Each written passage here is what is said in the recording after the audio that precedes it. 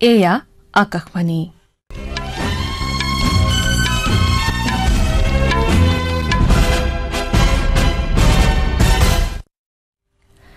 বাতৰি পঢ়িছো প্ৰজন্মা চহৰীয়াই। এতিয়া প্ৰধান বাতৰিসমূহ হ'ল ৰেমল ঘূৰ্ণী বতাহজাকে কালি নিশা 10:30 বজাৰ পৰা 12:30 বজাৰ ভিতৰত সমুদ্ৰ পাৰত খুন্দা মাৰে। ৰেমল ঘূৰ্ণী বতাহৰ প্ৰভাৱ অসমৰ কিছু অংশত পৰাৰ সম্ভাৱনাৰ প্ৰতি লক্ষ্য ৰাখি ৰাজ্য চৰকাৰে কেতবোৰ সতৰ্কতামূলক ব্যৱস্থা গ্ৰহণ কৰিছে। লোকসভা নিৰ্বাচনৰ সপ্তম তথা অন্তিম পৰ্যায়ৰ বাবে প্ৰচাৰ অভিযান অব্যাহত আছে। উত্তৰ প্ৰদেশৰ মুখ্যমন্ত্ৰী যোগী আদিত্যনাথে কৈছে যে প্ৰধানমন্ত্ৰী নৰেন্দ্ৰ মোদীৰ নেতৃত্বত জনসাধাৰণে এখন উত্তৰ নতুন ভাৰতৰ উত্থানৰ সাক্ষী হৈছে। আৰু চেন্নাইৰ এম.এ. চিদাম্বৰম ষ্টেডিয়ামত অনুষ্ঠিত IPL ক্ৰিকেট প্ৰতিযোগিতাৰ ফাইনেলত কালি কলকাতা নাইট ৰাইডাৰ্ছে ছানৰাইজাৰ্ছ হায়দৰাবাদক 8 উইকেটত পৰাস্ত কৰে।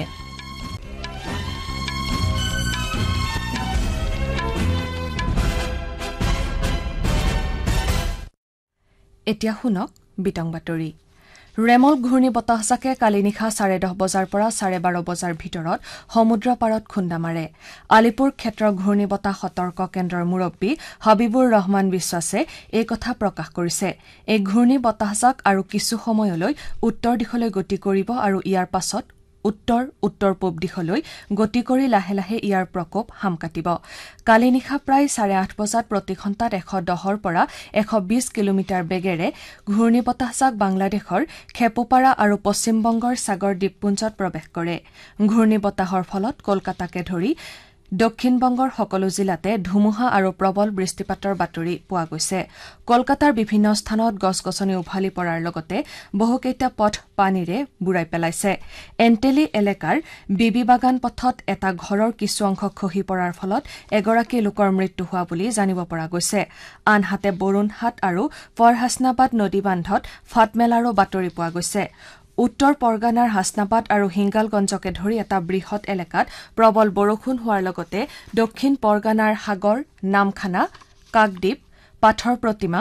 গোচাবা আদি অঞ্চলত বহুসংখ্যক গছ উভালি পৰাৰ লগতে কেইবাটাও পথ বন্ধ হৈ পৰিছে। বতৰ বিজ্ঞান বিভাগে আজি বিয়লি পৰ্যন্ত বৰষুণ অব্যাহত থাকিব বুলি সতৰ্কতা জাৰি কৰিছে।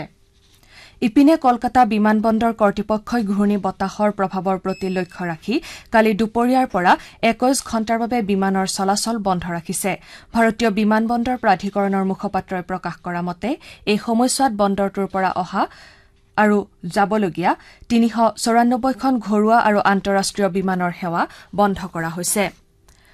প্ৰধানমন্ত্ৰী নৰেন্দ্ৰ মোদীয়ে কালি নতুন দিল্লীত ৰেমল ঘূৰ্ণী বতাহৰ প্ৰস্তুতি সন্দৰ্ভত এখন পৰ্যালোচনা বৈঠকত মিলিত হয়। বৈঠকত ৰাষ্ট্ৰীয় দুৰ্যোগ ব্যৱস্থাপনা সমিতিয়ে পশ্চিমবংগ চৰকাৰৰ সৈতে নিয়মীয়াকৈ যোগাযোগ ৰাখিছে বুলি প্ৰধানমন্ত্ৰীক অৱগত কৰা হয়। মাছমৰীয়াসকলক দক্ষিণ বংগোপসাগৰ আৰু আন্দামান সাগৰলৈ নাযাবলৈ সতৰ্ক কৰি দিয়াৰ লগতে প্ৰায় 1 লাখ লোকক নিৰাপদ স্থানলৈ স্থানান্তৰিত কৰা হয়। বৈঠকত প্ৰধানমন্ত্ৰী মোদীয়ে কয় যে কেন্দ্ৰীয় চৰকাৰে পশ্চিমবংগ চৰকাৰলৈ সকলো ধৰণৰ সহযোগিতা আগবঢ়াইছে। তেওঁ লগতে কয় যে গৃহ পৰিক্ৰমা মন্ত্ৰালয়ে পৰিস্থিতি নিৰীক্ষণ কৰিব আৰু এই ঘূৰ্ণী বতাহে সাগৰ তীৰত খুন্দা মৰাৰ পাছতেই যাৱতীয় সাহায্যৰ বাবে পৰিস্থিতি পৰ্যালোচনা কৰিব। শ্ৰীমোদীয়ে লগতে পশ্চিমবংগত ইতিমধ্যে নিয়োগ কৰা NDRFৰ 12টা দল তথা ওডিশাৰ এটা দলৰ উপৰিও আন বহুকেইটা দল সাজু কৰি ৰাখিবলৈ নিৰ্দেশ দিয়ে। ৰেমল ঘূৰ্ণী বতাহৰ প্ৰভাৱ অসমৰ কিছু অংশত পৰাৰ সম্ভাৱনাৰ প্ৰতি লক্ষ্য ৰাখি ৰাজ্য চৰকাৰে কেতবোৰ সতৰ্কতামূলক ব্যৱস্থা গ্ৰহণ কৰিছে। সেই অনুসৰি ৰাষ্ট্ৰীয় দুৰ্যোগ সঁহাৰি বাহিনী আৰু ৰাজ্যিক দুৰ্যোগ সঁহাৰি বাহিনীৰ দলসমূহ সম্পূৰ্ণৰূপে সাজু হৈ থকাৰ লগতে নিয়ন্ত্ৰণ কক্ষসমূহো কাৰ্যক্ষম কৰি ৰখা হৈছে। ভাৰতীয় বতৰ বিজ্ঞান বিভাগে আজি আৰু কাইলৈ অসমকে ধৰি উত্তৰ পূৰ্বাঞ্চলৰ ৰাজ্যকেইখনত প্ৰবল বৃষ্টিপাতৰ আগলি বতৰা দিছে। ধুবুৰী, দক্ষিণ শালমৰা, বঙাইগাঁও, বজালী, তামুলপুৰ, বৰপেটা, নলবাৰী, মৰিগাঁও, নগাঁও, হোজাই আৰু পশ্চিম কাৰ্বি আংলঙত অৰেঞ্জ এলাৰ্ট জাৰি কৰাৰ বিপৰীতে চিৰাং, গোৱালপাৰা, বাক্সা, ডিমা হাছাও, কাছাৰ, হাইলাকান্দি আৰু কৰিমগঞ্জত ৰেড এলাৰ্ট জাৰি কৰা হৈছে। লোকসভা নিৰ্বাচনৰ সপ্তম তথা অন্তিম পৰ্যায়ৰ বাবে প্ৰচাৰ অভিযান অব্যাহত আছে ৰাজনৈতিক দলসমূহৰ শীৰ্ষ নেতাসকলে দলীয় প্ৰাৰ্থীৰ সমৰ্থনত ৰেলী ৰোড শ্ব' আদিকে ধৰি বিভিন্ন ধৰণে প্ৰচাৰ চলোৱা পৰিলক্ষিত হৈছে এই পৰ্যায়ত পহিলা জুনত দেশৰ 7খন ৰাজ্য আৰু এটা কেন্দ্ৰীয় শাসিত অঞ্চলৰ 57টা সংসদীয় সমষ্টিৰ বাবে ভোটগ্ৰহণ কৰা হ'ব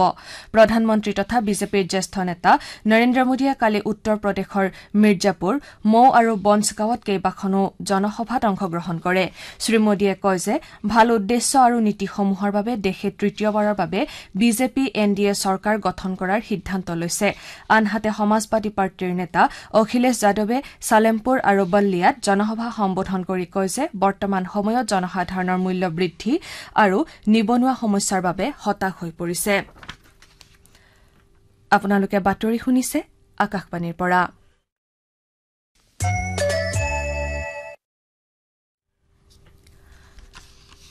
উত্তৰ প্ৰদেশৰ মুখ্যমন্ত্ৰী যোগী আদিত্যনাথে কৈছে যে প্ৰধানমন্ত্ৰী নৰেন্দ্ৰ মোদীৰ নেতৃত্বত জনসাধাৰণে এখন নতুন ভাৰতৰ উত্থানৰ সাক্ষী হৈছে তেওঁ লগতে ভাৰত বৰ্তমান এটা মুখ্য শক্তি হোৱাৰ দিশত আগবাঢ়িছে বুলি উল্লেখ কৰে মিৰ্জাপুৰ লোকসভা সমষ্টিৰ প্ৰাৰ্থী অনুপ্ৰিয়া পেটেল আৰু ৰবাৰ্টগঞ্জ সংসদীয় সমষ্টিৰ প্ৰাৰ্থী ৰিংকি কুলৰ সমৰ্থনত এখন নিৰ্বাচনী প্ৰচাৰ সভাত অংশগ্ৰহণ কৰি বিজেপি নেতাগৰাকীয়ে কয় যে বিগত 10 বছৰত ভাৰতে ইয়াৰ সীমান্ত অঞ্চলসমূহ সুৰক্ষিত কৰি তুলিছে আৰু উন্নয়নৰ নতুন মাইলৰ খুঁটি স্থাপন কৰিছে সবকা সাথ সবকা বিকাশ মূল মন্ত্ৰৰে দৰিদ্ৰ লোকসকলৰ বাবে কল্যাণমূলক আঁচনি ৰূপায়ণ কৰা হৈছে বুলি উল্লেখ কৰি মুখ্যমন্ত্ৰীগৰাকীয়ে কয় যে শ্ৰীমোদীয়ে 140 কোটি ভাৰতীয়ক নিজৰ পৰিয়ালৰ দৰে ভাবে আৰু প্ৰতিগৰাকী নাগৰিকৰ জীৱন সমৃদ্ধিশালী কৰি তোলাৰ বাবে চেষ্টা কৰিছে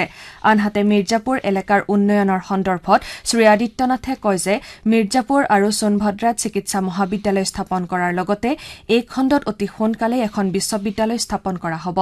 বাৰাণসীৰ কাশী বিশ্বনাথ মন্দিৰ কৰিডৰ পুনৰ উন্নয়ন সন্দৰ্ভত যোগী আদিত্যনাথে কয় যে এই স্থান বৰ্তমান সমগ্ৰ বিশ্বৰ বাবে আকৰ্ষণৰ স্থলী হৈ পৰিছে তেওঁ লগতে 500 বছৰৰ পাছত ভগৱান ৰামক অযোধ্যাৰ মন্দিৰত প্ৰতিষ্ঠা কৰা হয় আৰু এতিয়া বিন্ধ্যাবাসিনী ধাম কৰিডৰ প্ৰকল্প সম্পূৰ্ণ হ'বলৈ গৈ আছে বুলিও মন্তব্য কৰে আয়ুষ মন্ত্ৰালয়ে নতুন দিল্লীৰ সৰ্বভাৰতীয় আয়ুৰ্বেদ প্ৰতিষ্ঠানত আজি সাধাৰণ বীমা কোম্পানী আৰু আয়ুষ হাস্পতালৰ স্বত্বাধিকাৰীসকলৰ বাবে এলানি সংবেদনশীলতা কাৰ্যসূচীৰ আয়োজন কৰিছে মন্ত্ৰালয়ে এটা বিবৃতিযোগে প্ৰকাশ কৰে যে এই কাৰ্যসূচীয়ে জনসাধাৰণৰ বাবে আয়ুষ চিকিৎসা সহজলভ্য আৰু ব্যয়ৰ ক্ষেত্ৰত সমৰ্থ বৃদ্ধি কৰা নহয় বৰঞ্চ সমগ্ৰ দেশতে বীমাৰ জৰিয়তে এই চিকিৎসাৰ সুবিধা ৰাজহুৱা আৰু ব্যক্তিগত আয়ুষ হাস্পতালসমূহতো প্ৰদান কৰিছে এই কাৰ্যসূচীত স্বাস্থ্য বীমা আঁচনিসমূহত আয়ুষ চিকিৎসাৰ ক্ষেত্ৰত প্ৰয়োজনীয় কিছু নীতিৰ বিষয়ে আলোচনা কৰা হ'ব লগতে আয়ুষ চিকিৎসাৰ প্ৰত্যাহ্বান আৰু সুযোগ দুয়োটাৰে মোকাবিলা কৰিবলৈ অংশীদাৰসকলৰ মাজত আলোচনাৰ সুবিধাও প্ৰদান কৰা হ'ব আলোচনাৰ আন বিষয়সমূহ হ'ল আয়ুষ খণ্ডত বীমাৰ অন্তৰ্ভুক্তি বীমা খণ্ডৰ বাবে চিকিৎসাৰ নিৰ্দেশনা প্ৰদান বীমা খণ্ডত আয়ুষৰ ব্যৱহাৰ আয়ুষ হাস্পতালৰ কৰণীয় সৰ্বভাৰতীয় আয়ুৰ্বেদ প্ৰতিষ্ঠানৰ সফলতা ইত্যাদি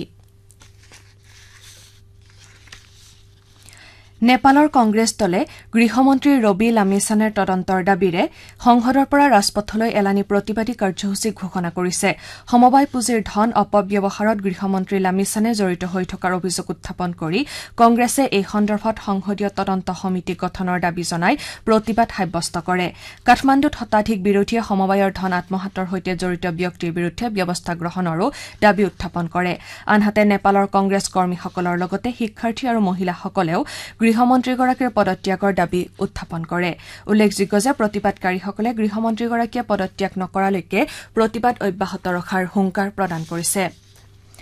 চেন্নাইৰ এম এ চিদাম্বৰম ষ্টেডিয়ামত অনুষ্ঠিত আইপিএল ক্ৰিকেট প্ৰতিযোগিতাৰ ফাইনেলত কালি কলকাতা নাইট ৰাইডাৰ্ছে ছানৰাইজাৰ্ছ হায়দৰাবাদক 8 উইকেটত পৰাস্ত কৰে কলকাতাই 114 ৰানৰ বিজয় লক্ষ্যৰে খেল আৰম্ভ কৰি মাত্ৰ 10 অভাৰ 3টা বলতে 2টা উইকেট হেৰুৱাই নিৰ্ধাৰিত লক্ষ্যত উপনীত হয় দলটোৰ হৈ ৰহমানুল্লাহ গুৰবাজে 39 ৰান কৰাৰ বিপৰীতে ভেংকটেশ আয়াৰে 52 ৰান কৰি আউট নোহোৱাকৈ থাকে বাতৰি শেষ কৰাৰ আগতে প্ৰধান বাতৰিসমূহ আকৌ এবাৰ পঢ়ি দিছো ৰেমল ঘূৰ্ণী বতাহজাকে কালি নিশা 10:30 বজাৰ পৰা 12:30 বজাৰ ভিতৰত সমুদ্ৰৰ তীৰত খুন্দা মাৰে ৰেমল ঘূৰ্ণী বতাহৰ প্ৰভাৱ অসমৰ কিছু অংশত পৰাৰ সম্ভাৱনাৰ প্ৰতি লক্ষ্য ৰাখি ৰাজ্য চৰকাৰে কেতবোৰ সতৰ্কতামূলক ব্যৱস্থা গ্ৰহণ কৰিছে লোকসভা নিৰ্বাচনৰ সপ্তম তথা অন্তিম পৰ্যায়ৰ বাবে প্ৰচাৰ অভিযান অব্যাহত আছে আৰু চেন্নাইৰ এম.এ. চিদাম্বৰম ষ্টেডিয়ামত অনুষ্ঠিত IPL ক্ৰিকেট প্ৰতিযোগিতাৰ ফাইনেলত কালি কলকাতা নাইট ৰাইডাৰ্ছে ছানৰাইজাৰ্ছ হায়দৰাবাদক 8 উইকেটত পৰাস্ত কৰে আমাৰ এতিয়াৰ বাতৰি ইমানতে অন্ত পৰিল নমস্কাৰ